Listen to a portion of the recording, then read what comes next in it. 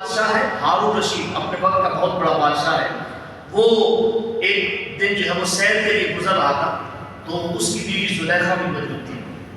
تو خیر ایک دن زلیخا آگے تھی، وہ صبح سویرے سیر کے لیے نکلی تو آگے دیکھا تو ایک بہلول دانا ایک درویش بیٹھا ہوا تھا اور وہ مٹی کے گروندے بنا رہا تھا. وہ پاؤں اپنا مٹی میں رکھتا. وہ بچپنے میں بچے ایسے کرتے ہیں کہ اپنا پاؤں مٹی کے نیچے جو ہے وہ رکھ کے اس کے اوپر مٹی ڈال کے بولے سے تھپک کے پاؤں نکال دیتے ہیں تو ایک گھر سا بن جاتا ہے. کیا خوبصورت زمانہ تھا جب اپنے گھر ہوتے تھے اور اپنے محل بنایا کرتے تھے، پھر ان کو گرا بھی دیا کرتے تھے اور فکر بھی نہیں ہوا کرتی تھی.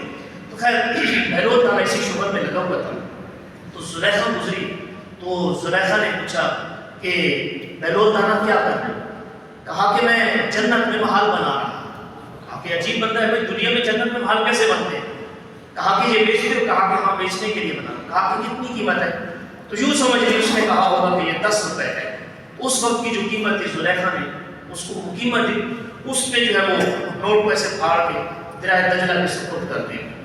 وہ کسی نے کہا تھا نا، تختے سکندری پہ وہ تھوکتے نہیں، بستر لگا ہے جن کا تیری گدی میں. ان کو کیا لگے دنیا سے اور دنیا داروں سے اور دنیا کی محبت سے.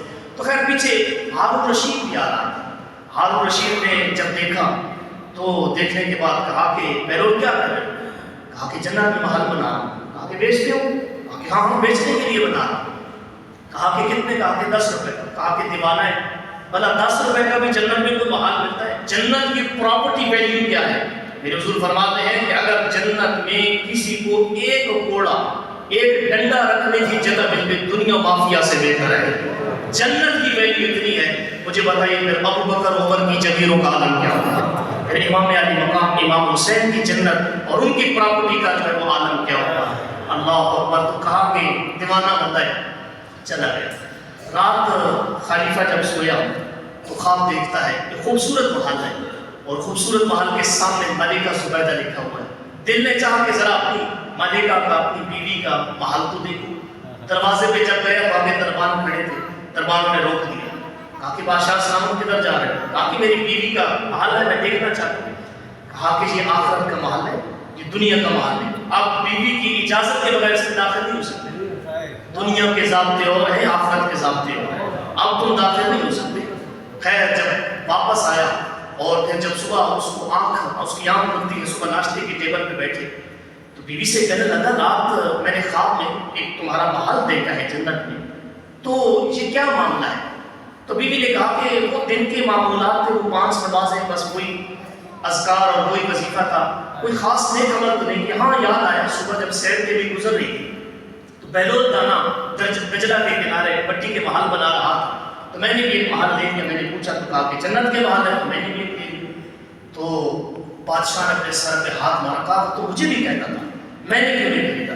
اب اگلے دن بادشاہ قصداً ارادے سے نکلا اور دعا بھی کر رہا ہے کہ اللہ کرے آج پھر فقیر بیٹھا ہوں اور فقیر پھر محل بنا رہا ہوں اور اللہ کرے آج مجھے بھی جنت مل جائے. تو اب جب گزر رہا ہے تو بہلول پھر اسی شغل میں لگا بیٹھا ہے. بہلول بیٹھا ہے. بہلول سے کہا کیا کر رہے ہیں؟ اب ڈر بھی رہا ہے کوئی اور جواب نہ دے. تو کہا کہ میں تو جنت میں محل بنا رہا ہوں. کہا کہ بیچتے ہو؟ کہا کہ ہاں بیچنے کے لیے تو بنا رہا ہوں. کہا کہ کتنی قیمت ہے؟ اس نے بھی جیب میں ہاتھ ڈالا کہ 10 آج 20 مانگ لے گا. تو اس نے ایسے جیب میں ہاتھ ڈالا اور پیسے نکالنے لگا. تو کہا کہ بادشاہ سلام آدھی بادشاہی لگے گی. حیران ہوا کہ بھائی آدھی بادشاہی کیسے لگے گی؟ کل تو 10 روپے کا تھا. کہا کہ بادشاہ سلام کل تم نے دیکھا نہیں تھا، آج رات تم خواب میں دیکھ لیا. آج جنت کسی نے دیکھی نہیں. اگر جنت دیکھ لیتے تو میرے حضور فرماتے ہیں یہ اللہ سے صرف جنت ہی مانگتے اور کوئی چیز مانگتے ہی نہیں. تو اس لیے صاحب اس جنت کے لیے اپنی تیاری کو تیار کرو اور اپنے آپ کو تیار کرو کہ جس کی پراپرٹی ویلیو اتنی ہے کہ ایک ڈنڈا رکھنے کی جگہ بھی دنیا مافیا سے بہتر ہے. مختصر زندگی ہے. اس مختصر زندگی میں اللہ اور اس کے رسول کے حکموں کے مطابق گزارو گے تمہاری زندگی خوبصورت گزرے گی. خواجہ یعقوب مصطفیٰ کسی شعر پہ میں اپنی گفتگو ختم کروں گا.